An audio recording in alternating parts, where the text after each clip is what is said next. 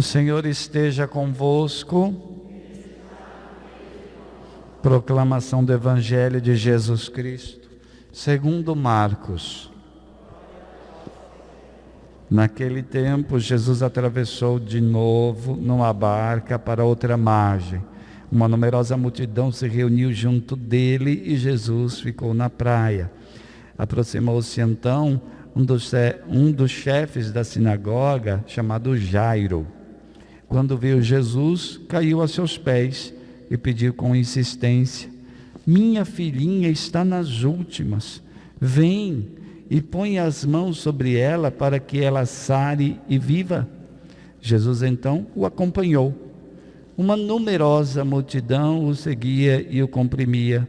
Ora, achava-se ali uma mulher que há 12 anos estava com uma hemorragia. Tinha sofrido nas mãos de muitos médicos, gastou tudo o que possuía e, em vez de melhorar, piorava cada vez mais. Tendo ouvido falar de Jesus, aproximou-se dele por detrás, no meio da multidão, e tocou na sua roupa. Ela pensava: se ao menos eu tocar na roupa dele, ficarei curada. A hemorragia parou imediatamente, e a mulher sentiu dentro de si que estava curada da doença. Jesus logo percebeu que uma força tinha saído dele e, voltando-se no meio da multidão, perguntou: quem tocou na minha roupa? Os discípulos disseram: estás vendo a multidão que te comprime e ainda perguntas quem me tocou? Ele, porém, olhava ao redor para ver quem havia feito aquilo. A mulher, cheia de medo e tremendo, percebendo o que lhe havia acontecido, veio e caiu aos pés de Jesus e contou-lhe toda a verdade. Ele lhe disse: filha, a tua fé te curou. Vai em paz e fica curada dessa doença. Ele ainda estava falando quando chegaram alguns da casa do chefe da sinagoga e disseram a Jairo: tua filha morreu, por que ainda incomodar o mestre? Jesus ouviu a notícia e disse ao chefe da sinagoga: não tenhas medo, basta ter fé. E não deixou que ninguém o acompanhasse, a não ser Pedro, Tiago e seu irmão João. Quando chegaram à casa do chefe da sinagoga, Jesus viu a confusão e como estavam chorando e gritando. Então ele entrou e disse: por que essa confusão e esse choro? A criança não morreu, mas está dormindo. Começaram a caçoar dele. Mas ele mandou que todos saíssem, menos o pai e a mãe da menina, e os 3 discípulos que o acompanhavam. Depois entraram no quarto onde estava a criança.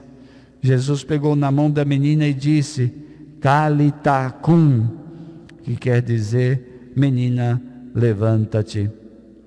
Ela levantou-se imediatamente e começou a andar, pois tinha 12 anos. E todos ficaram admirados. Ele recomendou com insistência que ninguém ficasse sabendo daquilo e mandou dar de comer à menina. Palavra da salvação. Glória a vós, Senhor. Pode sentar. Irmãos e irmãs,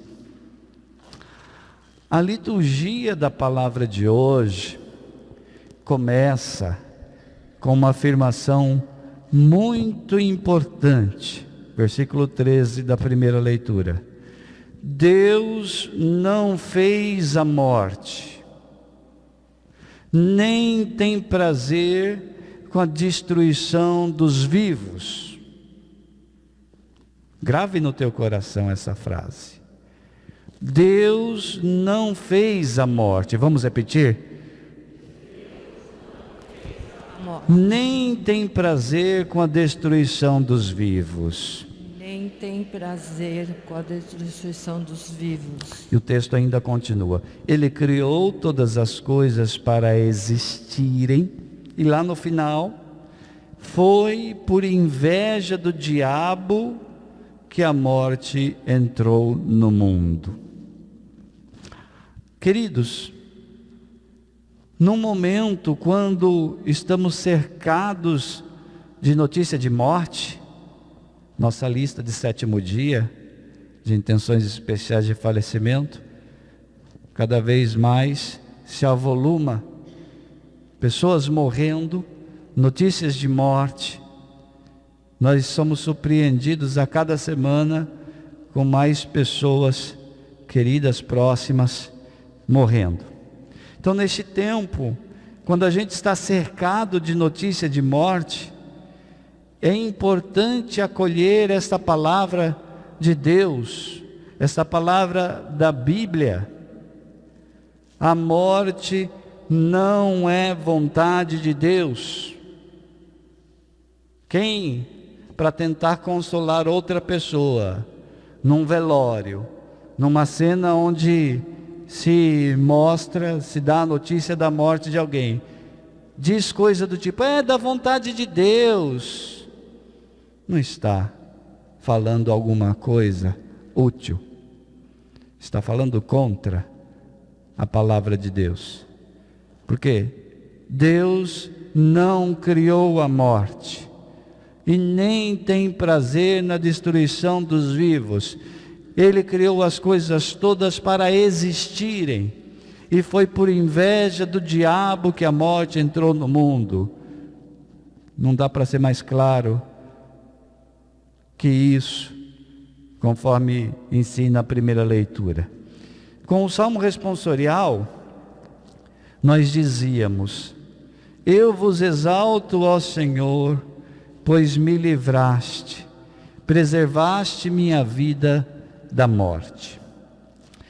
Isso aqui nos ilumina, porque nos lembra que a nossa fé nos leva a crer que muitas vezes nós somos livres, nós somos livrados do mal, nós somos livrados da morte. Nesse sentido, o Evangelho de hoje nos mostra 2 intervenções de Jesus que revelam este agir de Deus, que às vezes, como um bálsamo, nos livra da enfermidade. Este agir de Deus, que muitas vezes nos preserva da morte. E o trecho do Evangelho de hoje narra a cura de uma mulher que sofria há 12 anos nas mãos dos médicos, e o restabelecimento da vida de uma menina que tinha 12 anos. Não é por acaso, 12 anos sofrendo de hemorragia e 12 anos de idade morta. O trecho inicial do Evangelho nos apresenta o pedido de um pai que era chefe da sinagoga, portanto, lá dos judeus, e ele pede: minha filhinha está nas últimas. Imagine a cena, né? Um pai vendo a sua filha nas últimas, uma filhinha de 12 anos, minha filhinha está nas últimas, vem e põe as mãos sobre ela, para que ela sare e viva. 2 cenas o Evangelho nos apresenta. E o que nos ensinam essas 2 curas que Jesus realizou? Ensinam que Jesus é Senhor da vida, que Ele é vencedor sobre a morte.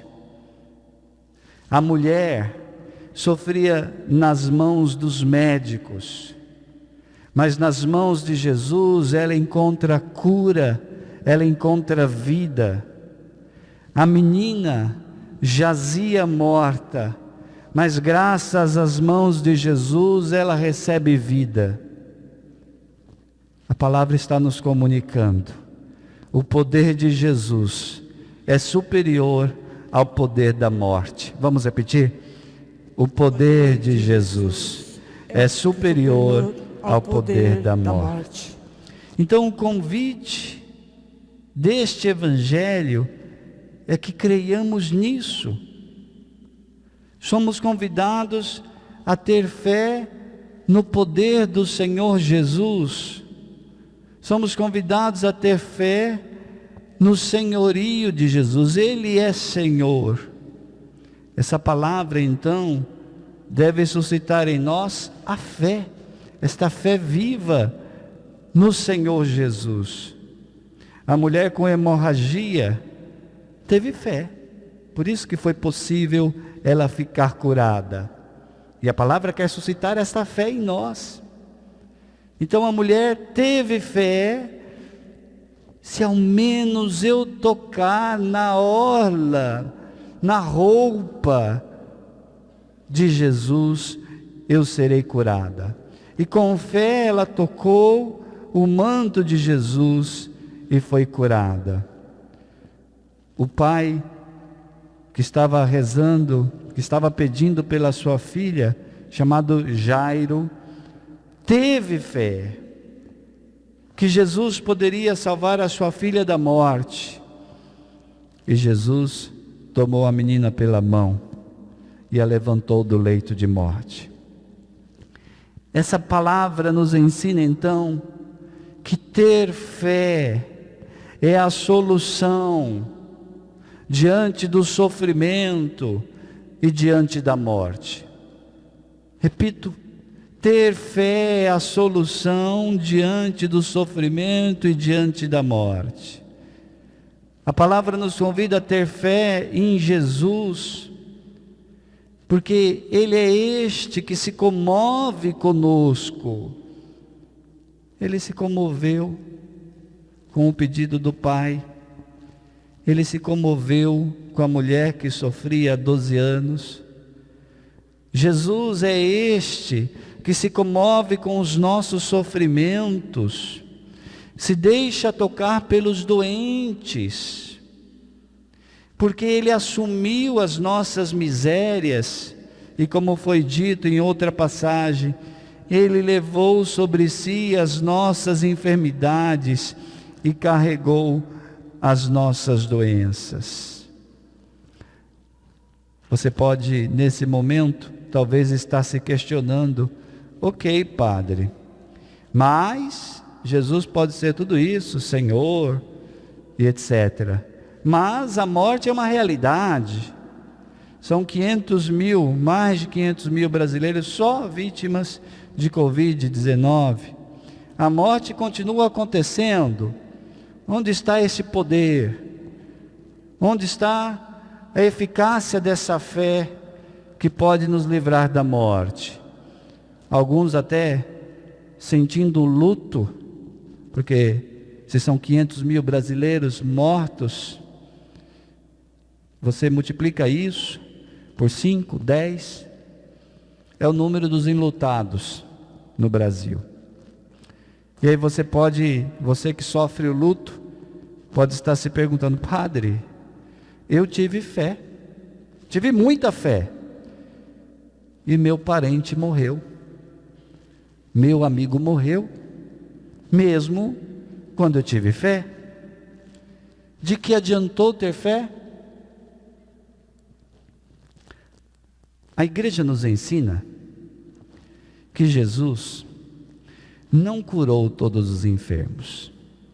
A primeira coisa para que a gente traga para a nossa vida. Primeira coisa, nem todos os doentes que cruzaram o caminho de Jesus foram curados de sua enfermidade. Se nós lermos o Evangelho com atenção, nós vamos perceber isso.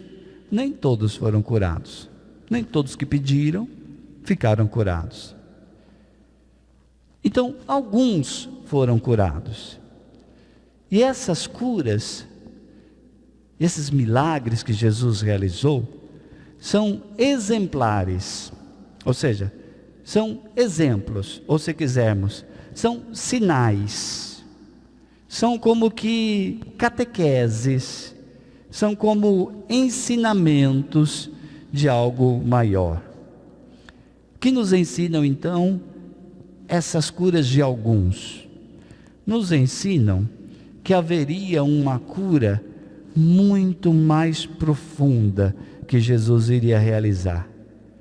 que é a vitória sobre o pecado, a vitória sobre a morte, através da cruz. Ali se realiza a cura mais radical, mais profunda, a cura sobre o pecado, a cura sobre a morte. Foi na cruz que Jesus tomou sobre si todo o peso do mal e tirou o pecado do mundo. Sim, ele libertou certas pessoas. Algumas pessoas foram contempladas, foram curadas.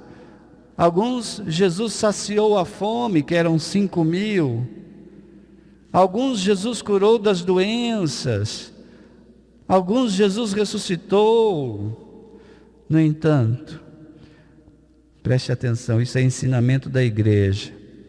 Jesus não veio para abolir todos os males da terra, mas para libertar os homens da mais grave das escravidões, a escravidão do pecado, que destrói nossa união com Deus, nos joga longe da graça de Deus e deste modo nos torna submissos a tantas escravidões. Então, este evangelho de hoje não é uma palavra que promete coisa do tipo: se crermos em Jesus, nós não veremos a morte das pessoas queridas. Não, esse evangelho não é para isso. Não é uma palavra que promete que se nós tivermos fé em Jesus, nós vamos ficar livres da doença. Não, não é isso que ensina esse evangelho. Este evangelho nos ensina que nós devemos crer em Jesus em qualquer uma das circunstâncias. Crer na sua obra de salvação, porque a doença um dia vai nos destruir, ou pelo menos vai destruir nosso corpo, momentaneamente. Posso ser livre hoje de uma enfermidade, mas daqui a alguns anos vai vir outra. Provavelmente eu vou morrer de alguma enfermidade, de alguma disfunção. Então, a palavra quer nos dizer que nós temos que crer numa obra muito maior que Jesus realiza, que é a sua obra de salvação, que nem mesmo a morte foi capaz de destruir. Com isso, voltamos ao que dissemos semana passada, não negamos a possibilidade dos milagres. Os milagres são uma realidade. Sim, Jesus pode realizar milagres ainda hoje, mas não compete a nós definir onde e quando este milagre vai acontecer. Isso faz parte do mistério de Deus. É Ele que decide se vai ou não acontecer um milagre na nossa vida. A nós, a nossa parte, compete apenas recorrer a Ele com fé. Recorrer a Ele com fé. Não somos nós que definimos se o milagre vai ou não vai acontecer. A nós cabe rezar e ter fé. Jairo, se você prestou atenção bem no evangelho de hoje, o que Jesus disse para Jairo? Quando, justamente no momento mais triste que este pai poderia ter, quando chegou a notícia: ô meu amigo, para de incomodar o mestre, porque a sua filha já morreu. Não tem mais o que fazer, ela está morta. O que Jesus disse a Jairo quando ele recebeu essa notícia? Não tenhas medo, basta ter fé. Vamos repetir? Não tenhas medo, basta ter fé. Guarde essa palavra no seu coração. E como a gente tem proposto, repita isso durante a sua semana, no seu momento de ansiedade, no seu momento de angústia. no seu momento em que você recebe uma notícia como essa que Jairo recebeu, fulano foi entubado. Repita a frase que Jesus disse para Jairo: não tenha medo, basta ter fé. E vai repetindo 1000 vezes se for necessário. Tome para si essa palavra de Jesus. A palavra de Jesus cura. E talvez você possa se apropriar dela em primeira pessoa. Que eu não tenha medo, que eu tenha fé. Tenha certeza, Jesus ouve a oração quando rezamos com fé. Veja essa mulher que sofria de hemorragia. É incrível o que aconteceu. Ela não disse uma palavra, ela só teve fé. Sem dizer sequer uma palavra, ela se aproximou com tanta fé de Jesus, tocou a roupa de Jesus e foi curada. Isso significa que Jesus ouve a nossa oração, atende a nossa oração. Jesus ouviu o clamor de Jairo, desesperado, que pedia por sua filha. E o Evangelho é rico de passagens que mostram que esse Deus se comove. Jesus se comoveu até com as lágrimas de uma mulher que era tida como pecadora. Jesus não se desviou do pedido insistente de um cego que corria atrás dele, dizendo: Jesus, filho de Davi, tem compaixão de mim. A palavra nos educa, nos ensina. Jesus responde sempre à oração de quem implora com fé. Eu não sei qual é a resposta que Jesus vai te dar se você rezar com fé. Eu não sei se você vai receber um milagre, e nem posso te prometer isso, como tantas falsas doutrinas prometem. Vem para cá que aqui você vai ter milagre. Nenhum ser humano pode prometer isso. Eu não sei qual vai ser a resposta que Jesus vai te dar. Eu não sei se o seu parente vai ser curado. Eu não sei se vai reverter o quadro de internação que essa pessoa está. Eu não sei quantos serão preservados da morte. Mas eu sei que quem se mantiver com fé, por ela vai ser sustentado. Pela fé vai ser sustentado, mesmo na dor, mesmo no sofrimento. O grande convite é esse: permanece firme na fé em Jesus. Você não tem nada a perder se você permanecer firme na fé em Jesus. Não tenha medo, basta ter fé. Então permanece na fé, porque através dela Jesus vai te sustentar.